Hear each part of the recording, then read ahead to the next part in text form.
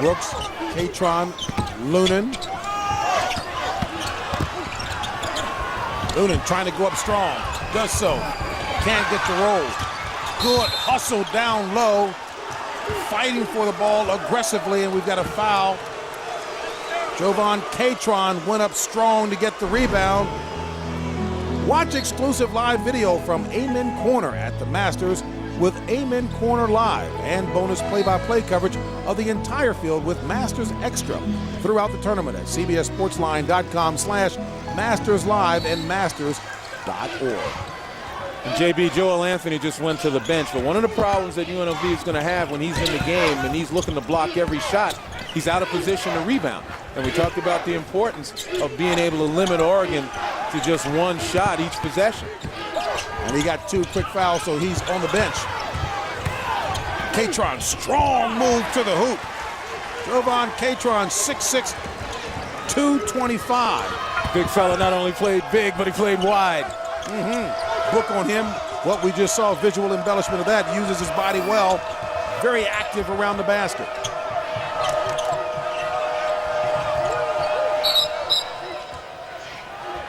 And again, we talk about playing wide. Porter using that big body, and look how nimble he is. Again, nice little move right there. Change of direction. Actually drew some contact. Might have been able to get away with a foul if the officials called it. Well, he got a foul down on this end, his first personal. Darger again.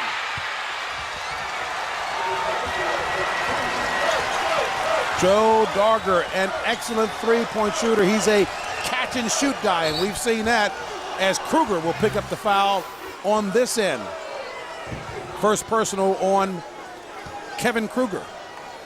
Well, again, when you look at the guards out there for Oregon, you know, obviously 5'6", Tajuan Porter. Aaron Brooks listed at 6 feet, but, you know, I don't know if that's with the headband and the fro.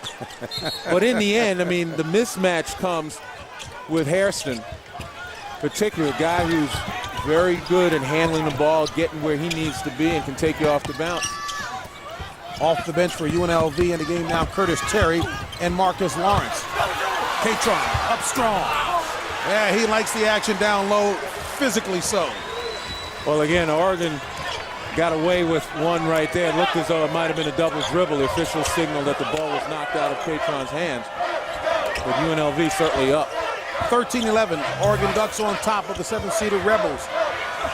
Terry. And a little holding action down loose as we've got a foul on Esenge, breaking the action.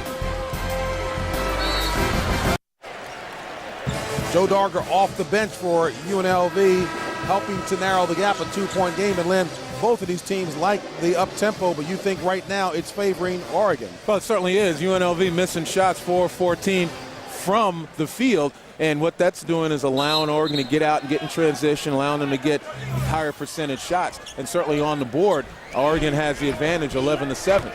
So until UNLV can start knocking some shots down, maybe getting some easier shots in this type of pace game, you know, Oregon's going to continue to force the issue. Little token full court pressure there by the Rebels. Terry trying to defend Brooks. Porter in and out. Porter, a fixture underneath the basket with the loose ball. And that in a nutshell is the way Oregon wants to play. Put the ball in Brooks' hands, let him create for himself and others. Good pass. Hairston with the follow. Well, we told you it's going to be a recurring theme. UNLV has got to prevent Oregon from getting second chance opportunities. I mean, obviously easier said than done, but UNLV, as I said, even rebound margin throughout the year. Got to step it up. Active legs being shown by the Ducks. Not of the ref variety. Loose ball controlled by the Ducks. Good thought, bad pass intended for Bryce Taylor. Well, Tajuan Porter, 6'6" freshman, averages only 3 points on the season, but he's making his presence known down low in the paint. And that's the advantage that Oregon has right now. They've got right now a reliable scorer down in the paint that they can go through to and help kind of spread the wealth, so to speak. Once he has more success, UNLV is going to have to adjust. And then perimeter shooters, kind of like we saw in the first game with the success of Horford down low, really opened it up. for Torian Green and vice versa. And at only 6'6", he plays the 5 and the 4, but you see he's got a penchant for that physical play down low. Yeah, he'll put some body on you. He's got it to put on you. Nice jumper by Ume. Ume dropping it in.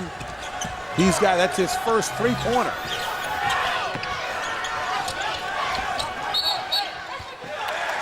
And action heading the other way. Discover friends you never knew you had. Win an NCAA men's Final Four trip for 2. Only at mycokerewards.com/NCAA.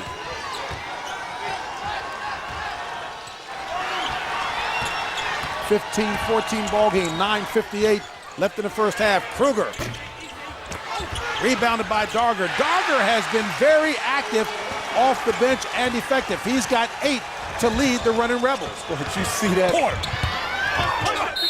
Boy, I tell you what, like to have him as a teammate. That's lightning right there. Talk about Tajuan Porter. But first, Joe Darger right here. Just nice job. Offensive rebounding. Really didn't have to do anything but turn around and hold his position, as Oregon failed to put a body on him, normally known as a long-range shooter. Tajuan Porter lightning quick, and of course his teammate Malik Harrison is very, very familiar with that move for sure.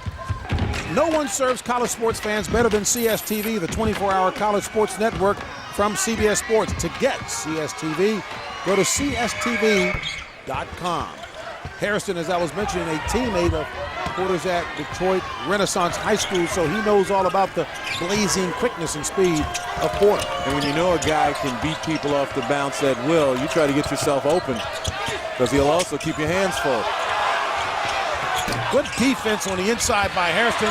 Good rebound by Darger. Darger getting the job done off the bench. He's got 10. He only averages 6 on the year, and is again known as a three-point shooter, 43% from beyond the arc. But he's willing to put in the time on the boards. And you know, the book on him is that he is not the most athletic. You don't need to be if you're active, aggressive, and playing good heads-up basketball. He's getting it done. Darger has the Rebels out in front by 1. The winner here in the nightcap will meet Florida, the top overall seed in the tournament. They'll meet them in the Midwest Region Final here in St. Louis. Look at the pressure right there. Oregon recognizes UNLV, only 1 turnover. They're starting to really get in a groove with their offense. And Oregon seeking a way to try to get them out of that rhythm. Ah, boy, Brooks looked to have had all ball, and good job on his part to maintain his control, because it looked good from this angle. Second personal on Brooks. You see the job that Darger has done off of the bench compared to the rest of the team. 10 of the 18 points by the running Rebs. And again, look at the denial. Kevin Kruger drawing an awful lot of attention from Tajuan Porter. Trying to get the ball out of the hands of the shooters, but Terry couldn't get the drop. Lunan ahead to Tajuan Porter. Porter hammered from behind, and he'll take a trip to the free throw line. Well, on the other end, Oregon getting the ball out of the hands of the shooters, and once they gain possession, they make sure it gets in the hands of their shooters, and you see Shaw right there with the bump. And it's a big bump when you're 6'8" and 240, and you're bumping Tajuan at 5'6", 160. Well, again, when you have a spread floor and you got guys with the quickness and the explosiveness off the bounce as a Porter or Aaron Brooks, everybody has got to be aware of where they are on the floor. First point of the evening for Porter, who averages 14 on the season. Monday on CBS, take cover when CSI Miami becomes the most dangerous place on television. Monday at 10, 9 Central on America's #1 network. And Darger getting a good hand